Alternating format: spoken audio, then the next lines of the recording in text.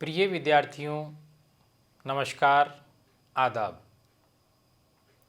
MOOCs के इस online platform पर आज हम तीसरे सप्ताह में प्रवेश कर चुके हैं। मुझे आशा है कि आप लोग अवश्य ही लाभान्वित हो रहे होंगे। इस सप्ताह के केंद्र में हिंदी शब्द संरचना विषय रहेगा।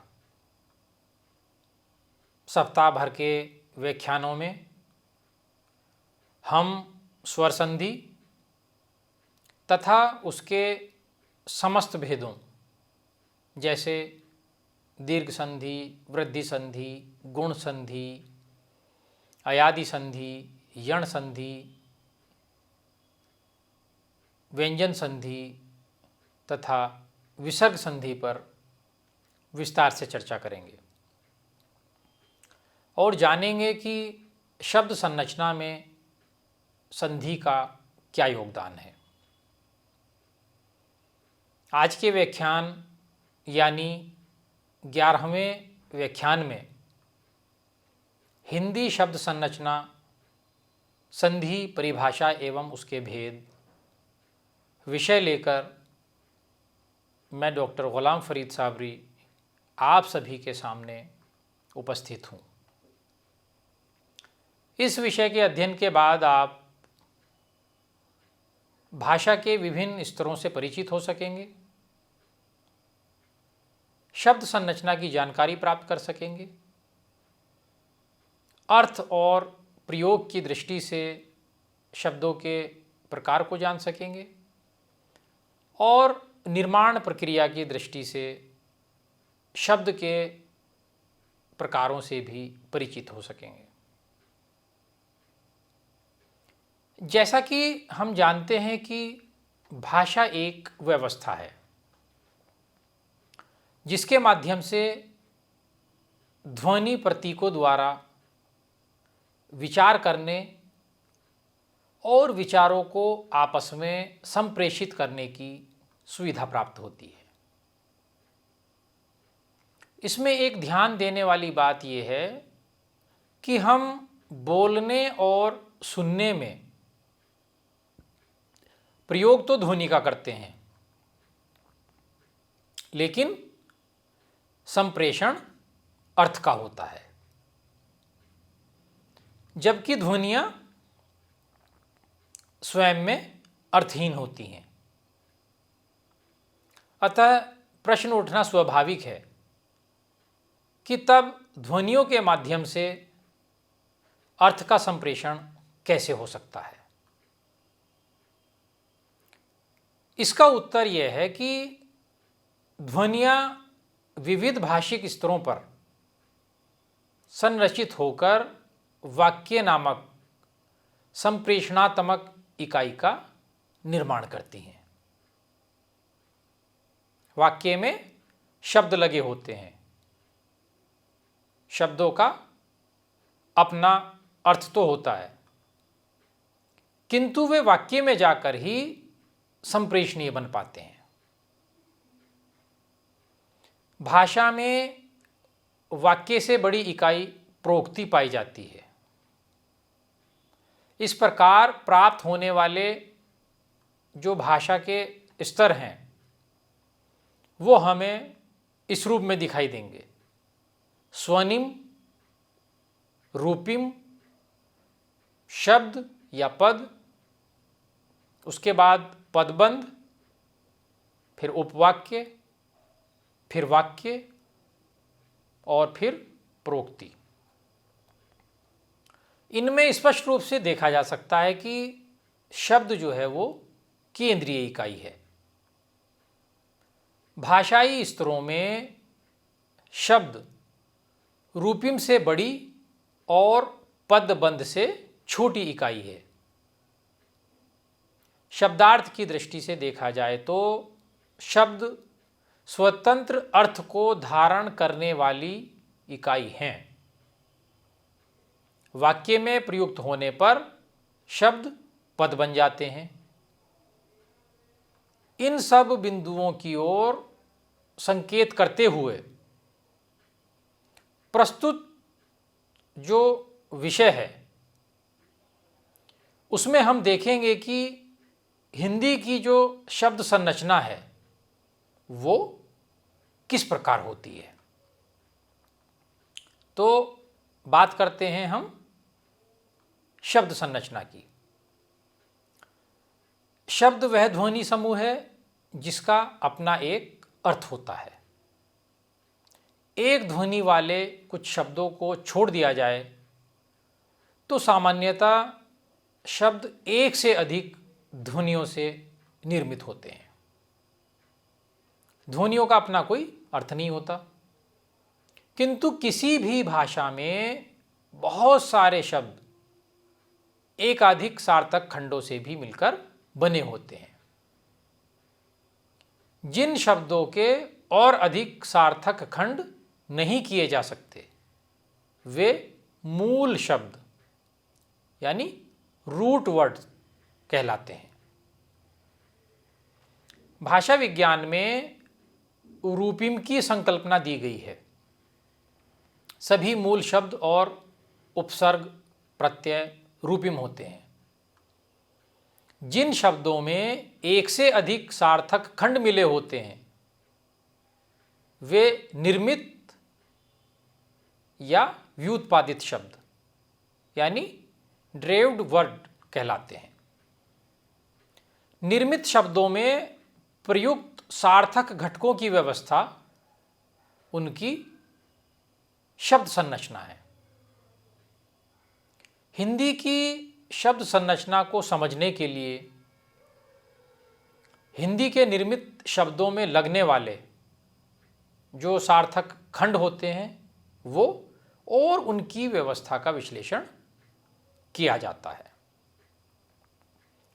अब बात करते हैं शब्द के प्रकार की। शब्द पर कई दृष्टियों से विचार किया जा सकता है, जैसे अर्थ की दृष्टि से, प्रकार्य की दृष्टि से, रूपिमिक संख्या की दृष्टि से और संरचना की दृष्टि से। तो इनको एक एक करके संक्षेप में उन पर बात करते हैं। तो सबसे पहले लेते हैं हम अर्थ की दृष्टि से शब्द के प्रकार। इस आधार पर शब्द के दो प्रकार किए जाते हैं।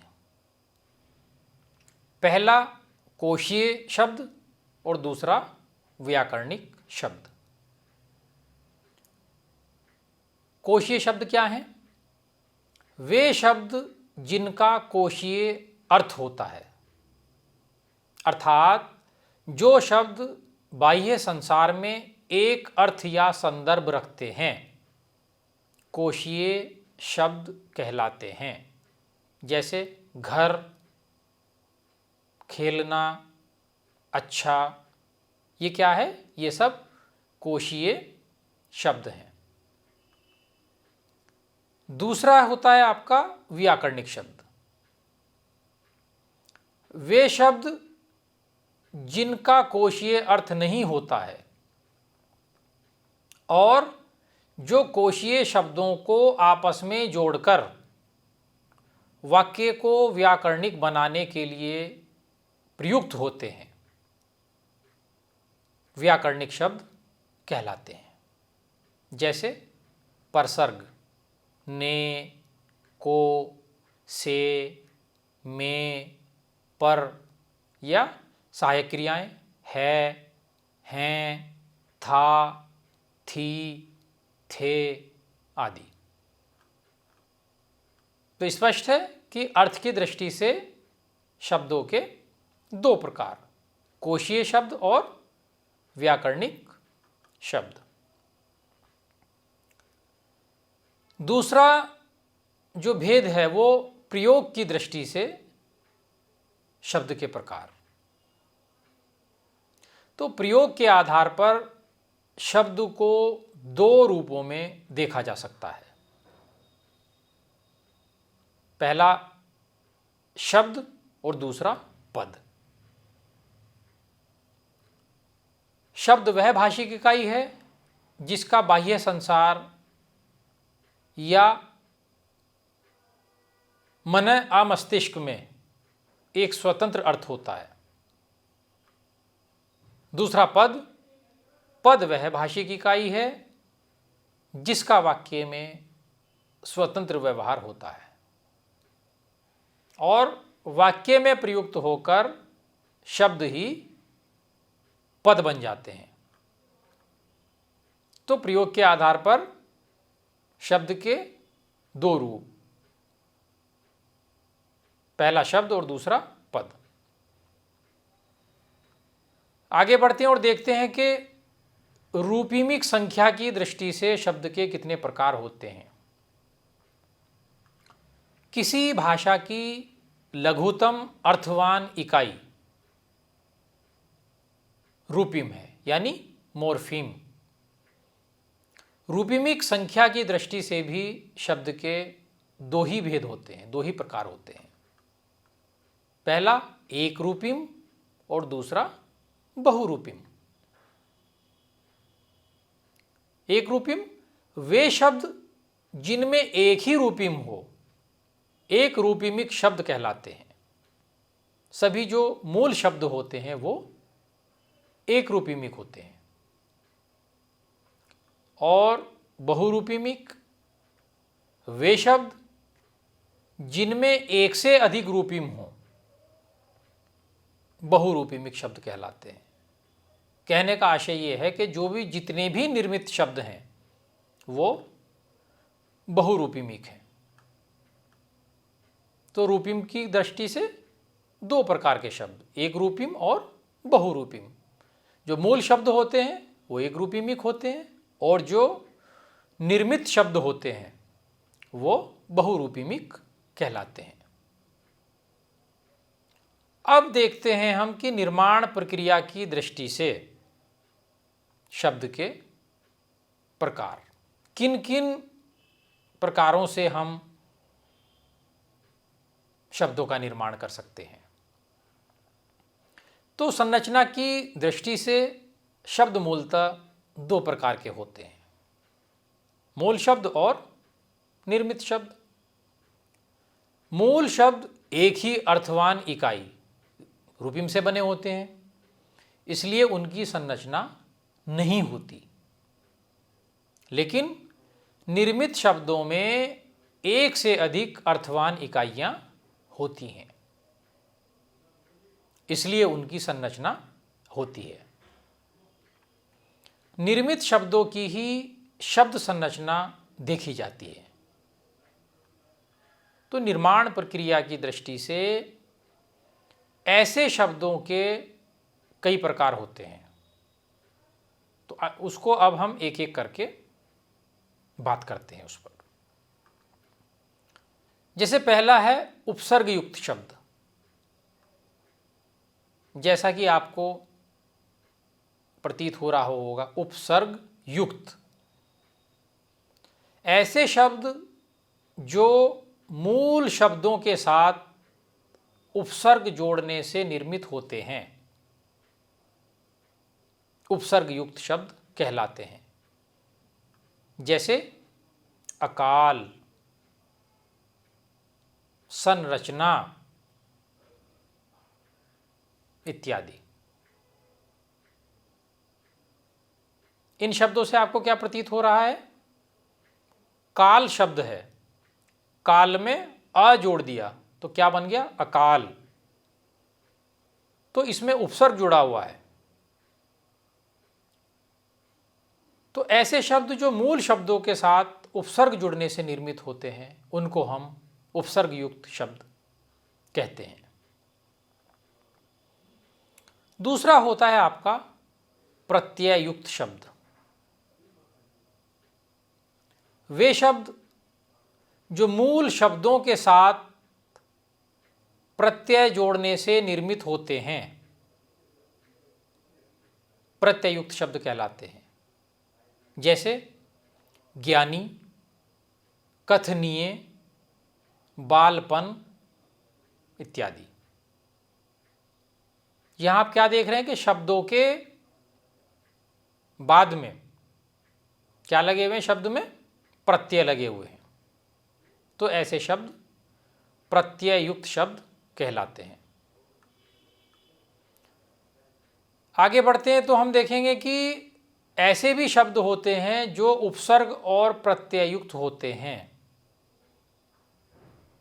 कहने का आशय यह है कि वे शब्द जिनमें मूल शब्दों के साथ उपसर्ग और प्रत्यय दोनों जुड़े होते हैं, उपसर्ग और प्रत्यय युक्त शब्द कहलाते हैं। जैसे अज्ञानी, अकथनीय। तो इन शब्दों से, इन दोनों उदाहरणों से आपको स्पष्ट हो रहा होगा कि ज्ञान अपने आप में एक मूल शब्द है, उसमें अ उपसर्ग जोड़ दिया तो अज्ञान बन गया, और उसमें ई प्रत्यय जुड़ गया तो अज्ञानी। इसी प्रकार से कथन, कथन में अ उपसर्ग जोड़ दिया तो अकथन बन गया, और बाद में प्रत्यय जोड़ने के बाद वो अकथनीय बन गया। तो इस प्रकार उपसर्ग और प्रत्ययुक्त शब्द भी होते हैं। फिर आते हैं आपके सामासिक शब्द। जब दो शब्दों को जोड़कर एक नया शब्द बनाया जाता है तो इस प्रकार निर्मित शब्द को सामासिक शब्द कहते हैं। जैसे राज घर, नील कमल, तो ये आपके सामासिक शब्द के उदाहरण हैं। इनके अलावा संधिकृत शब्द होते हैं। दो शब्दों के योग में ध्वन्यात्मक परिवर्तन होने की स्थिति संधि है। संधि द्वारा निर्मित शब्द संधिकृत शब्द कहलाते हैं। जैसे विद्यालय, पुस्तकालय, भोजनालय, सूर्योदय। यहाँ क्या है? दो शब्दों के योग में ध्वन्यात्मक परिवर्तन होने की स्थिति है। तो ऐसे इस प्रक्रिया से जो शब्द बनते हैं उनको हम संधिकृत शब्द कहते हैं। इसके बाद आता है आपका पुनरुक्त शब्द। एक ही शब्द की दो बार आवृत्ति करके बनाए गए शब्द पुनरुक्त शब्द कहलाते हैं। ऐसे शब्दों में दो प्रकार की पुनरुक्ति होती है। पूर्ण पुनरुक्ति जैसे घर घर, रग रग, या फिर आंशिक पुनरुक्ति भी होती है जैसे पानी वानी, सात संगत। तो पुनरुक्त शब्द भी होते हैं जहाँ पर शब्द की दो बार आवृत्ति होती है। ऐसे शब्द जो है पुनरुक्त शब्द कहलाते हैं।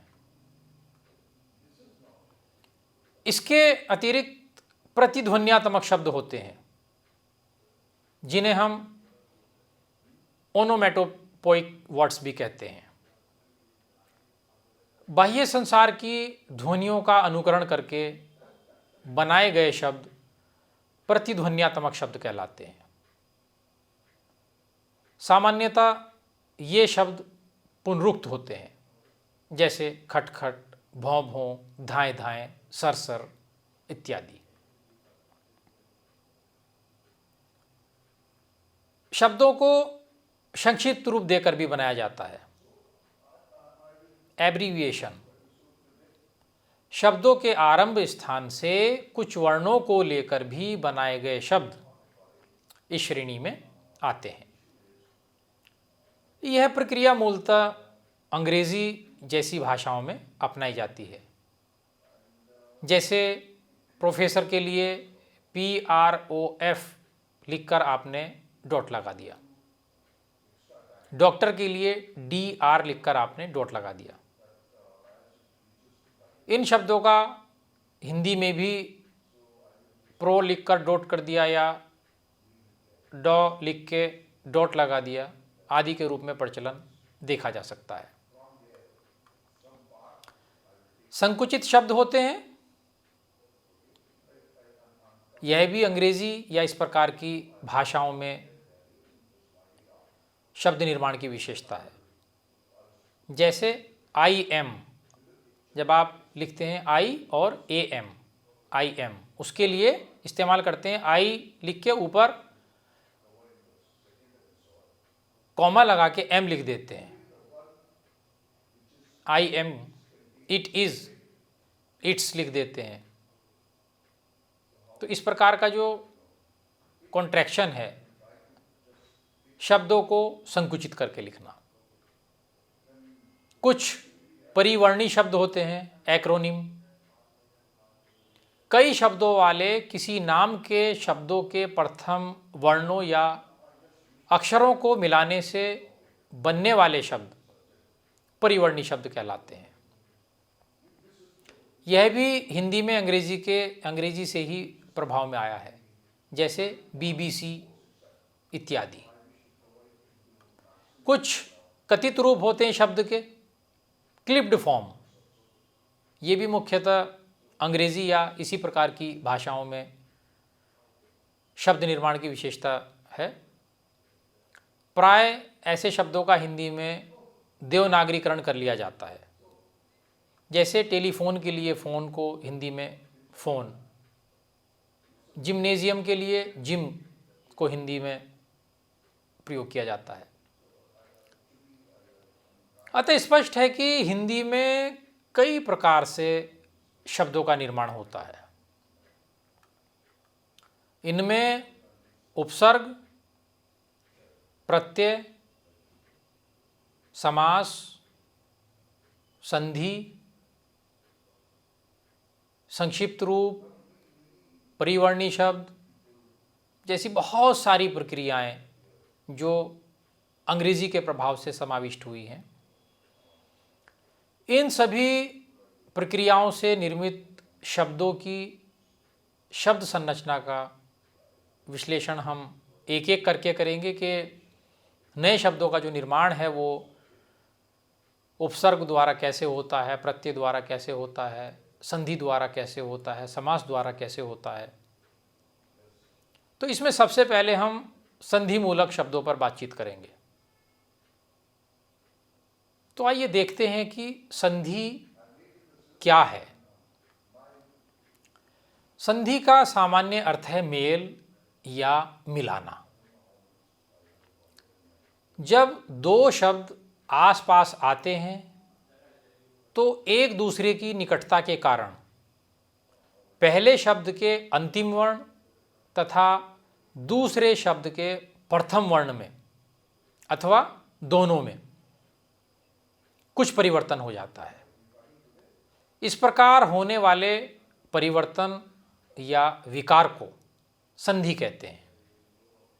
जैसे हिम और आले में हिम के अंतिम स्वर वर्ण अ तथा आले के प्रथम स्वर वर्ण आ के मिलने से हिमालय रूप बना। संधि के मुख्यतः तीन भेद होते हैं: स्वर संधि, व्यंजन संधि और विसर्ग संधि। स्वर संधि यानी स्वरों का स्वरों के साथ मेल होने पर, स्वरों का स्वरों के साथ मेल होने पर उनमें जो ध्वनि संबंधी परिवर्तन होता है उसे स्वर संधि कहते हैं। यदि हम स्वर संधि के भेदों की बात करें तो इसके मुख्य रूप से 5 भेद होते हैं: दीर्घ संधि, गुण संधि, यण संधि, अयादि संधि और वृद्धि संधि। संधि का दूसरा भेद होता है व्यंजन संधि। किसी स्वर के बाद व्यंजन आ जाए या व्यंजन के बाद स्वर आ जाए, व्यंजन के बाद व्यंजन ही आ जाए तो व्यंजन के उच्चारण और लेखन में जो परिवर्तन होता है उसे व्यंजन संधि कहते हैं। उदाहरण के लिए जैसे तरु प्लस छाया, तरुच्छाया। तीसरा जो भेद है संधि का वो है विसर्ग संधि। किसी विसर्ग के बाद स्वर या व्यंजन आ जाए तो विसर्ग के उच्चारण और लेखन में जो परिवर्तन होता है उसे विसर्ग संधि कहते हैं। जैसे सरह प्लस वर, सरोवर। तो मुझे आशा है कि आज के इस व्याख्यान के माध्यम से आपको भाषा के विभिन्न स्तरों और शब्द संरचना की संपूर्ण जानकारी प्राप्त हुई होगी। साथ ही आप अर्थ और प्रयोग की दृष्टि से तथा निर्माण प्रक्रिया की दृष्टि से शब्द के प्रकारों से परिचित हुए होंगे और संधि को और उसकी परिभाषा को समझते हुए संधि के भेदों से भी अवगत हुए होंगे। अंत में व्याख्यान संख्या 10 पर आधारित प्रश्नों के उत्तर देख लेते हैं। प्रश्न 1 अ, प्रश्न 2 अ, प्रश्न 3 स, प्रश्न 4 ब, प्रश्न 5 द। अब आपके समक्ष स्वमूल्यांकन हेतु आज के व्याख्यान पर आधारित कुछ बहुविकल्पीय प्रश्न हैं जिनके माध्यम से सही विकल्पों का चयन करके आप अपना स्वमूल्यांकन कर सकते हैं। पहला प्रश्न है, कोशीय शब्द शब्द के कौन से भेद के अंतर्गत आते हैं? अ, रूपिमिक संख्या की दृष्टि से, ब, प्रयोग की दृष्टि से, स, अर्थ की दृष्टि से, द, निर्माण प्रक्रिया की दृष्टि से। दूसरा प्रश्न है, रूपिमिक संख्या की दृष्टि से शब्द के कितने प्रकार किए जा सकते हैं? अ 2, ब 3, स 4, द 5। प्रश्न 3, घर घर और रग रग निम्न में से किसके उदाहरण हैं? अ, संकुचित शब्द, ब, प्रतिध्वन्यात्मक शब्द, स, पुनरुक्त शब्द, द, परिवर्णी शब्द। प्रश्न 4, तरुच्छाया शब्द में संधि का कौन सा भेद है? अ, दीर्घ संधि, ब, व्यंजन संधि, स, विसर्ग संधि, द, यण संधि। पांचवा और अंतिम प्रश्न है, प्रतिध्वन्यात्मक शब्द का उदाहरण है?